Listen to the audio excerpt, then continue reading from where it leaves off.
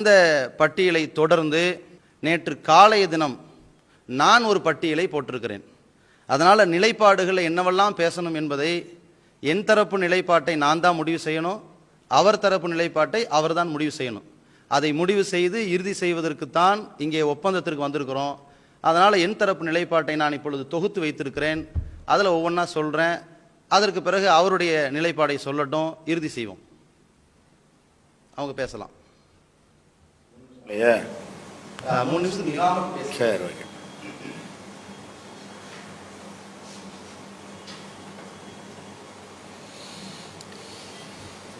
என்னுடைய தரப்பு நிலைப்பாட்டை பொறுத்த வரைக்கும் டிஎன்டிஜே முன்னாள் பொதுச் செயலாளர், இந்நாள் மாநில பேச்சாளர் கோவை ரஹமத்துல்லா என்பவர் ஒரு அயோக்கியர். அனாதைகள், முதியோர்கள் மற்றும் ஜக்காத்து பணத்தை மோசடி செய்த கும்பலில் ஒருவர். மார்க்கம் அனுமதிக்காத வகையில் பணம் வசூல் செய்யும் பணப்பேய். பாலியல் மற்றும் பொருளாதார மோசடி குற்றவாளி கும்பலில் ஒருவர். சுய ஆதாயத்துக்காகவும் இயக்க ஆதாயத்துக்காகவும் மார்க்கத்தை வளைப்பவர். வஹி மட்டுமே மார்க்கம் என்ற கொள்கையிலிருந்து தடம் புரண்டவர். அல்லாஹ்வின் பெயரால் துணிந்து சத்தியமிட்டு பொய் சொல்பவர். ஹதீஸுகளை இட்டுக்கட்டி வஹியில் கைச்சரக்கை திணிக்கும் கும்பலில் ஒருவர். புயல் நிவாரண நிதியில் ஊழல் செய்த கும்பலில் ஒருவர். தன்னை காத்துக்கொள்ள துணிந்து பொய் சொல்லி ஆதாரங்களை அளிப்பவர். ஆதாரங்களை செட்டப் செய்து உருவாக்குபவர். ஒட்டுமொத்த சமுதாயத்திற்கும் துரோகம் செய்யும் கும்பலில் ஒருவர். பொய்யான ஃபத்வாக்களை கொடுத்து மக்களை வழிகெடுக்கும் கும்பலில் முதன்மையானவர். தனி நபர்களுக்கும் பிற இயக்கங்களுக்கும் சொந்தமான சொத்துக்களை அபகரிக்கும் கூட்டத்தில் ஒருவர். அல்லாஹ்வின் பள்ளிவாசல்களை பூட்டி மக்களை தொலைவிடாமல் தடுக்கும் கும்பலில் ஒருவர். பொய் வழக்குகள் மூலம் மக்கள் பணத்தை பாலடித்து பிறர் சொத்துக்களை அபகரிக்க முயலும் கும்பலில் ஒருவர். அருவருக்கத்தக்க பேச்சுக்களால் முஸ்லிம்களை பற்றிய கண்ணியத்தை பொதுவெளியில் குலைத்தவர். பொதுக்குழு உறுப்பினர்களுக்கு தவறான கணக்கு வாசித்து மோசடி செய்யும் கும்பலை சேர்ந்தவர். முஸ்லிம்களை பயங்கரவாதிகளைப் போல் சித்தரித்து உசுப்பேற்றி பொது மேடைகளில் பேசிவிட்டு புற முதுகு காட்டி ஓடும் கோழை. இன்னும் பல கொடிய குற்றங்களை செய்து வரும் அயோக்கிய கும்பலின் முதன்மையான நபராகிய ரஹமத்துல்லாவும் அவர் சார்ந்துள்ள தாத்தாஜா கும்பலின் அறிஞர் குழுவும் மார்க்கம் சொல்ல தகுதியற்றவர்கள் என்பதே பி ஜெயினுல் ஆபிதீனின் நிலைப்பாடு. நீங்க பேசலாம். மார்க்கம் சொல்ல தகுதியற்றவர் யார்?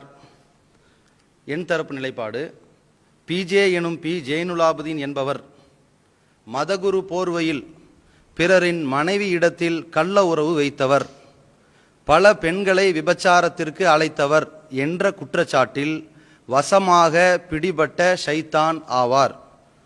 அது மக்களுக்கு அது இன்னும் போட ஒப்பந்தத்தில் இரு போட சொன்னதுனால போட்டுக்கிறேன். ஆபாச ஆடியோவில் பேசியது பிஜே தான் என மக்கள் அனுமானித்த உடன் பெண் வீட்டாரிடம் கெஞ்சி கதறியவர். ஆபாச ஆடியோவில் பேசியது பிஜே தான் என உறுதியான பின் அவர் அங்கம் வகித்த இயக்கத்தவர்கள் அவரை விசாரணைக்கு அழைத்ததும் வராமல் ஓடிய தொடை நடுங்கி ஆவார். மக்களிடம் தர்ம அடி வாங்காமல் இருப்பதற்காக தன் அசிங்கத்தை மக்கள் மறக்க 3 மாதங்கள் வாய் மூடி கிடந்தவர். நோன்பு பெருநாள் தொழுகைக்கு கூட திடலுக்கு வராத பாவி ஆவார்.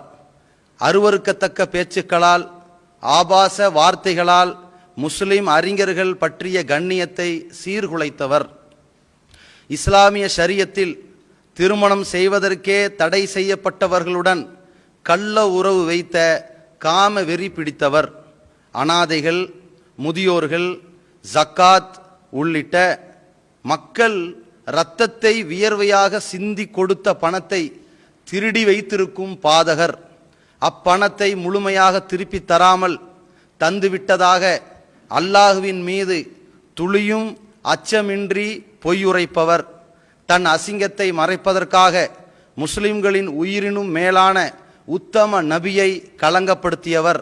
நபிமார்களையும் நபித்தோழர்களையும் இழிவுபடுத்தியதில் காவி கல்யாண ராமனை விட கொடியவர்.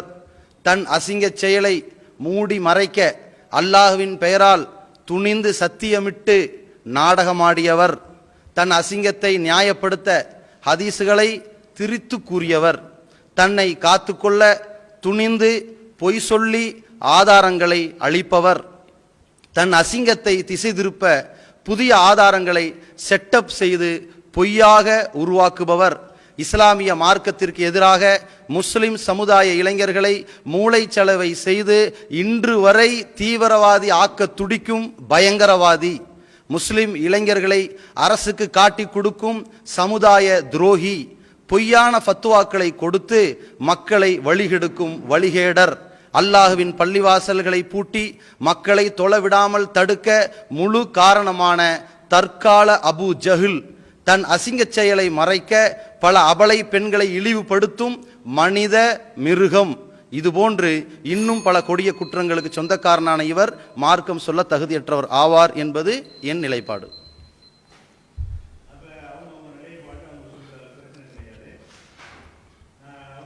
நிலைப்பாட்டை விவாதிக்க வேண்டும் என்பதற்கு தான் அந்த விவாதத்துக்கு வந்திருக்கிறோம். அதனால் நாம சொல்கிற நிலைப்பாட்டை அவர் ஒத்துக்கொண்டார், அவர் சொல்கிற நிலைப்பாட்டை நாம் ஒத்துக்கொண்டோம். அந்த பிரச்சனை நம்ம கடந்துடலாம். அடுத்ததாக